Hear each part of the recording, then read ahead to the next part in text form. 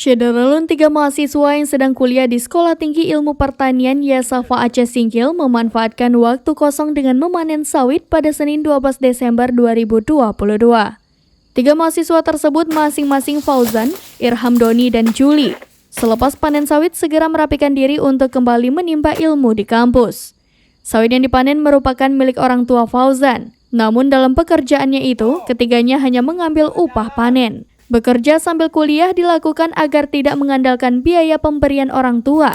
Hasilnya lumayan, per kilo diupahi 200 perak. Mereka menargetkan dapat memanen sekitar 700 kilo hingga bisa mengantongi uang Rp140.000 dalam kurun waktu sekitar 3 jam bekerja.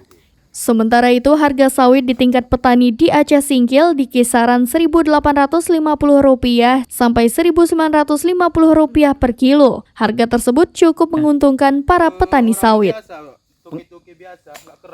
Oh, yang nyari ya, yang keliling ya? Iya. Berapa sekilo? Kemarin waktu 2 minggu yang lalu 1.900. Oh, sekarang belum tahu ya harganya? Belum tahu lagi kan. Naik tak turun, semoga naik. Dapat berapa biasanya? Dapat berapa kilo nih kali panen? Kayak kisaran tadi lah Pak, 700 atau 800. Sehektar aja berarti ini. Dari Aceh Singkil, Dede Rosadi, serampinews.com.